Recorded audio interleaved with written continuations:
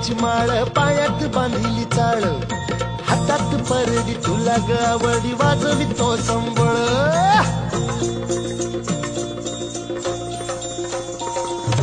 धग धग त्या ज्वालेतून आली तूच जगन्माता भक्ती दाटून येते आई नाव तुझे घेता आई कृपा करी माझ्यावरी जागावी तो रात सारी आई कृपा करी